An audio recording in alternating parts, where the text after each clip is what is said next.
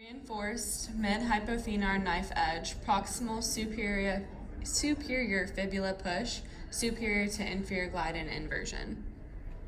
Okay, so I'm going to contact my knife edge, the patient's fib head, right there. And then I'm going to reinforce my other hand.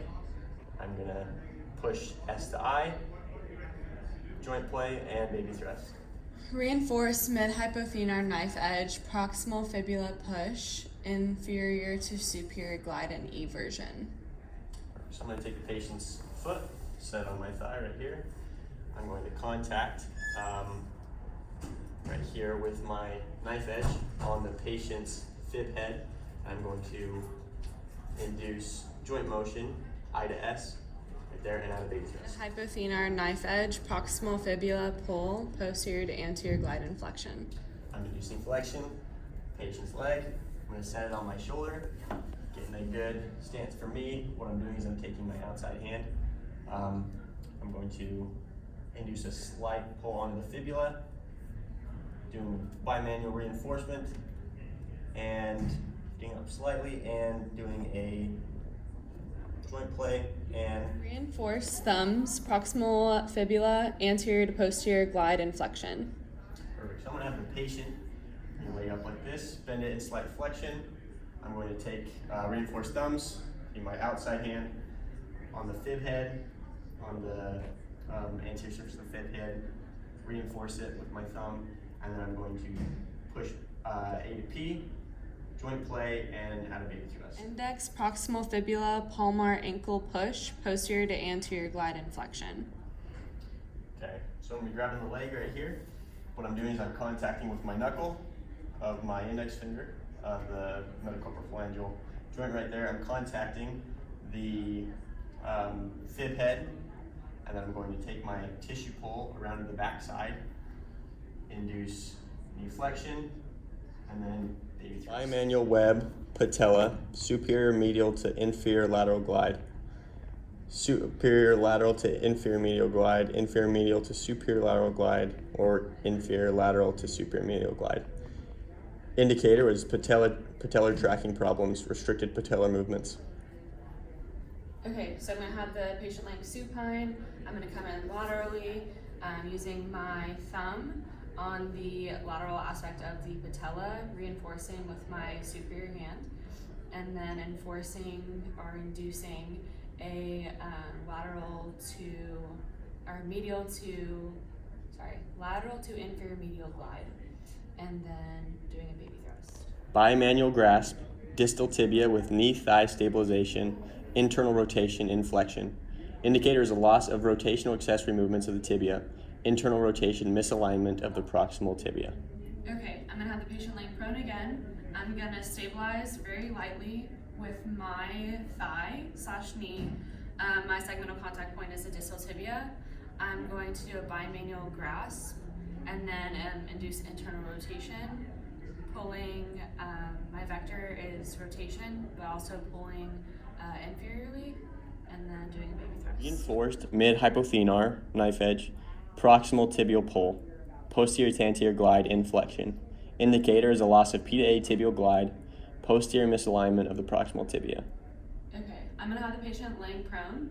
I'm going to come in and reinforce with my shoulder, use a knife edge on my inside hand, come down with a knife edge, reinforcing with the outside hand, long axis distraction, and then doing an inferior glide baby thrust. Hypothenar, proximal tibia with leg stabilization, lateral to medial glide. Indicator is a loss of lateral to medial tibial glide movement, lateral misalignment of the proximal tibia. Okay, so my contact hand with the cephalic hand, I'm using my pisiform hypothenar and inducing a lateral to medial. From here, feeling for springing motion with a baby thrust. Hypothenar, proximal tibia with leg stabilization, medial to lateral glide. Indicator is a loss of medial lateral glide movement, medial misalignment of the proximal tibia. Okay, so with my cephalic hand, I'm establishing a pisiform hypothenar contact at the proximal tibia. And from here, I'll be inducing a medial to lateral line of drive. Feel for springy motion and baby thrust. Hypothenar, proximal tibia with leg stabilization, medial to lateral glide. Indicator is loss of medial to lateral glide movement, medial misalignment of the proximal tibia. Okay, so with my cephalic hand, I'm establishing a pisiform hypothenar contact with the medial aspect of the proximal tibia. From here, finding joint space. Okay, that's wrong. We're gonna redo that. Bimanual grasp, proximal tibia with knee extension, internal or external rotation and extension. The indicator is a loss of rotation, rotational accessory movements of the tibia, internal or external misalignment of the proximal tibia. Okay, so taking the patient's leg, I'm gonna induce internal rotation with a slight long axis distraction. And then also external rotation with a slight long axis distraction. The baby thrust. Reinforced web, proximal tibia push, anterior to posterior glide and flexion. Indicator is loss of A to P tibial glide, anterior misalignment of the proximal tibia. Okay, so I'm taking my patient's leg at 90 degrees. And with the web contact, placing it on the anterior aspect of the tibia, reinforcing, finding the end range. The line of drive is A to P with the baby thrust. Bimanual grasp, proximal tibia with knee extension, long axis distraction. Indicator is loss of long axis distraction, accessory movements of the femoral tibial joint. Okay, so I'm on the side of the patient and taking both hands to rasp the proximal tibia.